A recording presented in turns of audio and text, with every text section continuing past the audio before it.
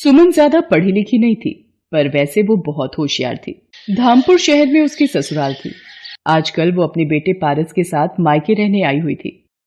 पारस, इतना दौड़ा दिया, थक गई हूँ बेटा, अब तंग मत करो, चलो ये एक निवाला और खाओ। सुमन बिटिया, तू जितना बोलेगी खाने के लिए ये उतना ही तुझे तंग करेगा। अपना भी तो ध्यान रखना है, 7वां महीना चल रहा है, ऐसे भागा दौड़ी ठीक नहीं। क्या करूँ माँ, खाने के लिए इसके आगे पीछे ना भागूं तो ये पूरा दिन कुछ ना खाए। रुको माँ, शायद मेरा फोन बज रहा है। हेलो माँ जी, सब ठीक तो है? आप रो क्यों रही हो? क्या नितिन का एक्सीडेंट हो गया? कौन से अस्पताल में है वो? मैं पहुंच रही हूँ। सुमन के पति नितिन का रोड एक्सीडेंट हो जाता है। सुमन अस्पताल पहुंचती है। सुमन बहू, डॉक्टर ने कहा है कि नितिन के पैरों में गहरे जख्म आए हैं। डॉक्टर, कुछ तो इलाज होगा। देखिए, अभी कुछ नहीं कहा जा सकता, इनके घुटनों के हिस्से में ज्यादा दबाव पड़ा है। माँ, मैं और मीना जरा घर जा रहे हैं, बंटी घर पर अकेला है। सुनो जी, ये तुम्हारा भाई तो अपाहिज हो गया है। अब हमारी छाती पर क्या ये सारी जिंदगी बैठकर मूंग दलेंगे? ऊपर से उसके 2 बच्चे, एक साथ में है और एक पैदा होने वाला है। अब तुम मेहनत करोगे और वो मुफ्त की रोटियां तोड़ेंगे। अरे मीना, तुम देखती जाओ, इन्हें घर तो आने दो। मैंने सारा किस्सा ही खत्म कर देना है। तुम मुझे इतना बेवकूफ मत समझो, मैंने सब सोच लिया है कि मुझे करना क्या है। हाँ। सुमन और उसकी सास नितिन को घर लेकर आते हैं। अगले दिन, माँ, मुझे नहीं लगता कि अब नितिन कोई काम कर पाएगा या कभी चल पाएगा। देखो ना, मेरा भी अपना परिवार है, मेरे भी अपने बच्चे हैं, है ना। मैं कब तक इसके परिवार को भी पालता रहूंगा। सुरेश, तू कहना क्या चाहता है? साफ साफ बोल। मैंने सोच लिया है, अब हम दोनों भाइयों को अलग अलग हो जाना चाहिए। हम दोनों भाइयों का कोई अपना मकान या अपनी दुकान तो है नहीं, किराए के घर में रहते हैं और किराए की ही दुकान है। मैं कब तक किराया भी भरूं और सबकी रोटी का भी इंतजाम करूं। नितिन, तू अब सुमन और अपने बच्चों के साथ दूसरे घर में रहने का इंतजाम कर ले। सुरेश, तुझे जरा सी भी शर्म नहीं आती? अपने छोटे भाई की मजबूरी का फायदा उठा रहा है। आज उसे जिंदगी ने अपाहिज बना दिया है तो तू उसको हर तरफ से लाचार बना रहा है। माँ जी, आप ये गनीमत समझो कि हम आपको यहाँ से नहीं निकाल रहे हैं, वरना फिर आप जानती हैं। अरे तू क्या मुझे निकालेगी? मैं ही अपने बच्चों के साथ यहाँ से चली जाऊंगी। सुरेश, तू बड़े भाई के नाम पर कलंक है। अगले दिन सुमन सबके साथ अपनी माँ के घर आ जाती है। तू चिंता मत कर, तू अब मेरे साथ यहीं रह मेरे पास। नहीं माँ, मैं तुम पर अपने परिवार का बोझ नहीं डाल सकती। तुम भैया भाभी के साथ रहती हो, मैं नहीं चाहती मेरी वजह से मेरे मायके में कोई परेशानी हो। माँ, तुम यही पास में ही कोई किराए का घर दिलवा दो, मैं वहीं रह लूंगी। मेरी बच्ची, तुझे कितने दुख झेलने पड़ रहे हैं, पर भगवान पर भरोसा रख, वो सब ठीक करेंगे। सुमन 1200 रुपए महीने का एक किराए का कमरा ले लेती है। अब उसकी सबसे बड़ी दुविधा ये थी कि आखिर वो अपने परिवार की आजीविका चलाने के लिए पैसे कहाँ से लाए। एक दिन, माँ जी, पारस माँ के साथ वृंदावन दर्शनों के लिए चला गया है। घर कितना सूना सूना सा लग रहा है। हाँ बहू, वो होता है तो पूरा घर उसके शोर से गूंजता रहता है। माँ जी, नितिन की 2 कमीजें दर्जी को ठीक करने के लिए दी थी, मैं लेकर आती हूँ। सुमन बाजार चली जाती है। रास्ते में वो सोच में डूबी थी, क्या करूँ? मुझे कमाई का कोई जरिया तो ढूंढना ही होगा। मुझे कहीं नौकरी भी तो नहीं मिलेगी। काश मैं ज्यादा पढ़ी लिखी होती। अरे, सब्जी के ठेले लगे हुए हैं। नितिन का लौकी खाने का मन था, उस सब्जी के ठेले से ले लेती हूँ। भैया, ये एक लौकी देना। अभी इनके आलू तोल लूं फिर देता हूँ। ये लो माता जी, 2 किलो आलू, 40 रुपए हो गए। भैया, ये तुमने तराजू के नीचे क्या लगा रखा है? दिखाना जरा। कुछ भी तो नहीं लगा रखा मैडम जी। सुमन तराजू उठाती है। वो ये देखकर हैरान रह जाती है कि तराजू में चुंबक चिपकी हुई है। भैया, कुछ तो शर्म करो, तुम लोगों को धोखाधड़ी से सब्जी बेच रहे हो, चुंबक लगाकर घपला कर रहे हो। ईमानदारी से काम करना नहीं आता तुम्हें? पता नहीं कब से लोगों के साथ धोखाधड़ी करके सब्जी बेच रहा है। सुमन को बोलता देखकर लोगों की भीड़ लग जाती है। तभी वहां एक आदमी आता है, जिसे देखकर उस जगह पर खड़े सारे ठेले वाले उसे झुककर नमस्ते करते हैं। क्यों अरिया, क्या हुआ? यहाँ इतना शोर कैसा तेरे ठेले पर? ये सब्जी वाला लोगों को ठगता है, अपने तराजू में चुंबक लगाकर लोगों से धोखाधड़ी करके अपनी सब्जी बेचता है। तेरी इतनी हिम्मत हरिया कि तुम मेरे इलाके में सब्जी का ठेला लगाता है और धोखाधड़ी करता है। मैं चाहूँ तो अभी तुझे यहाँ से हटा सकता हूँ। माफ कर दो सज्जन सेठ, आज के बाद कोई बेईमानी नहीं करूंगा। शराफत से सब्जी बेचूंगा। मेरे छोटे छोटे 4 बच्चे हैं, अगर मेरा कमाई का जरिया छिन गया तो वो भूखे मर जाएंगे। हाँ, रहने दीजिए भाई साहब, इसे अपनी गलती का एहसास हो गया है। मैं जानती हूँ परिवार की परेशानियों का दर्द क्या होता है। बात करते करते सुमन की आंखें भर आती हैं। तभी चिंता से उसके दर्द शुरू हो जाता है। वहाँ आसपास में भीड़ लग जाती है। अरे इन बहन जी की तबीयत खराब हो रही है, लगता है इन्हें अस्पताल ले जाना पड़ेगा। सुमन की अचानक शायद चिंता और परेशानी से दर्द शुरू हो जाता है। सज्जन सेठ कुछ लोगों की मदद से सुमन को अस्पताल ले जाता है। सुमन रास्ते में ही अपने घर का पता सज्जन सेठ को बता देती है। सज्जन सेठ उसकी सास को अस्पताल बुला लेता है। सुमन को एक बेटी पैदा होती है। वही सज्जन सेठ को पता चलता है कि सुमन का पति नितिन अपाहिज है और वो बहुत ही दुखों से गुजर रही है। सज्जन सेठ, आज आपने बड़े भाई की तरह मेरी मदद की है, मैं आपका एहसान कभी नहीं भूलूंगी। इसमें एहसान की कोई बात नहीं है बहन, तुम मेरी अपनी बहन जैसी हो। सुमन घर आ जाती है। कुछ दिनों बाद सज्जन सेठ उसके घर आता है। सुमन बहन, तुम मुझे काम के लिए बोल रही थी? मेरे पास सब्जी की बहुत सी दुकानें हैं, पर संभालने वाला कोई नहीं। मैं चाहता हूं मेरी मंडी में जितनी भी सब्जी की दुकानें हैं उनका हिसाब और देखरेख अब से तुम रखो। मैं जानता हूं तुम्हारी जगह ये काम और कोई ईमानदारी से नहीं कर सकता। माँ जी, नितिन देखो, भगवान ने सज्जन सेठ के रूप में एक भाई देकर हमारी कितनी मदद कर दी। सुमन की आंखों में खुशी के आंसू थे। वो अब कड़ी मेहनत से मंडी में जाकर सब्जियों का सारा हिसाब रखती, एक एक दुकानदार से जाकर पूछती और देखती कि सब कुछ ठीक से चल रहा है या नहीं। सज्जन सेठ भी सुमन की मेहनत को गौर करता था। सुमन के आ जाने से सज्जन सेठ का भी काम बहुत आसान हो गया था। अब सब कुछ ईमानदारी से चल रहा था। अब कोई भी सब्जी बेचने वाला दुकानदारी में घोटाला नहीं करता था। बहू, तुम बहुत मेहनती हो, तुम्हारी जैसी बहू पाकर मैं धन्य हो गई। अब तो नितिन भी थोड़ा थोड़ा ठीक हो रहा है, देखना तुम्हारा प्रेम और भगवान के आशीर्वाद से वो भी जल्दी चलने लगेगा। सुमन को सज्जन सिंह के रूप में देवता समान भाई मिल गया था। उस दिन के बाद सुमन सब्जी मंडी का सारा काम संभालने लगी। धीरे धीरे अपनी ईमानदारी और मेहनत के बल पर सुमन एक सब्जी वाली बहू बनकर अपनी सारी जिम्मेदारियां निभाती है।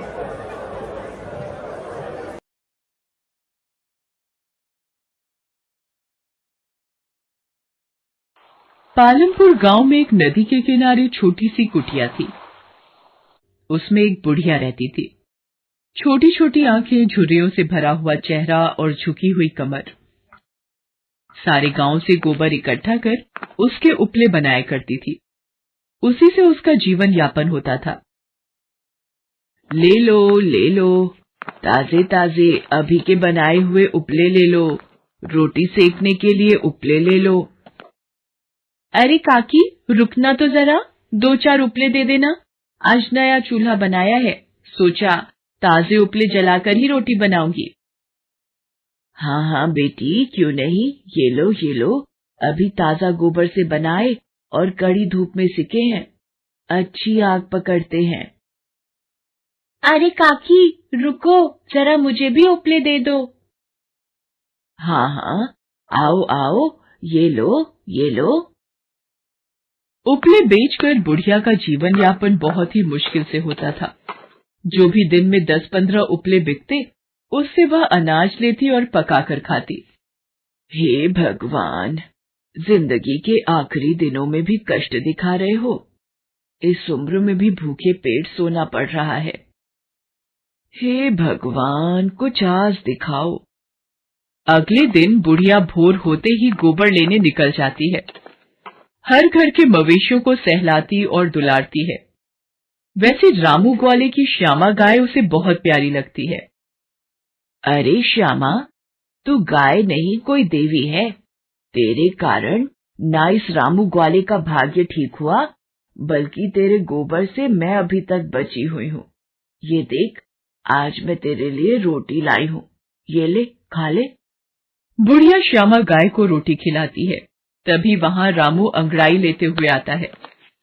अरे काकी, आप आओ काकी, ले लो गोबर ले लो। अरे कहाँ रामू बेटा, आज तो उसने गोबर किया ही नहीं। कुछ खिलाते पिलाते हो कि नहीं मेरी श्यामा को? अरे काकी, इतना तो भूसा खाया है, पता नहीं आजकल दूध भी बहुत कम देने लगी है, पता नहीं। अरे कोई बात नहीं रामू, मवेशियों में ऐसा अक्सर होता रहता है। तुम बस अच्छे से देखभाल करो इसकी। हाँ, नहीं तो हम दोनों की आमदनी खतरे में पड़ जाएगी। उस दिन भी बुढ़िया गांव से ज्यादा गोबर इकट्ठा नहीं कर पाई। हे भगवान, तुम ये कैसी परीक्षा ले रहे हो एक बूढ़ी औरत से?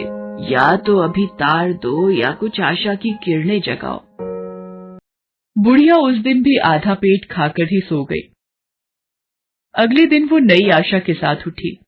भोर में उठकर वह गोबर इकट्ठा करने निकल पड़ी। वो हमेशा सबसे पहले श्यामा गाय का गोबर इकट्ठा करती थी। उसका मानना था कि वो उसके लिए शुभ होता है। वहां से गोबर लेकर वह जग्गू हलवाई के पास पहुंचती है। अरे जग्गू, किधर है? जरा गोबर तो लाना। जग्गू बाहर निकलता है। अरे काकी, ना जाने हमारी चमेली भैंसिया को क्या हो गया है। उसने कल गलती से घी पी लिया और वो बस तब से गोबर किए जा रही है। देखो जरा साफ करके ले जाओ। बुढ़िया को जग्गू हलवाई के घर से बहुत सारा गोबर मिलता है और कुछ और घरों में गोबर इकट्ठा करने के बाद वो वापस घर जाती है। आज उसे अच्छा खासा गोबर मिला है। अब खूब सारे उपले बनाकर वो बेच सकती थी। हे भगवान, तुमने मेरी प्रार्थना सुन ली। तुम्हारी जय हो। बुढ़िया ने भरपेट खाना खाया। अगले दिन उसने अच्छे खासे उपले बनाए और सुखाकर गांव में बेचा। अगले दिन भी बुढ़िया ने ढेर सारे उपले बेचे। जरा उपले की बढ़ती बिक्री देख उसने सोचा कि क्यों न थोड़ा और कमाया जाए। ले लो, उपले ले लो, आज ताजे ले लो। अरे काकी, रुको जरा, उपले दे दो। अरे बेटा, ये लो। 10 उपले देना काकी। 1 सेर चावल। अरे काकी, अभी तो 10 उपले आधे सेर चावल में आते थे। अरे बेटा, उपले तो अब जरा महंगे हो गए हैं। आजकल गोबर भी नहीं मिलता। 1 सेर चावल के 10 उपले लेना है तो बोलो। उसे उपले लेने ही पड़े क्योंकि गांव में कोई दूसरा उपले बेचने वाला ना था।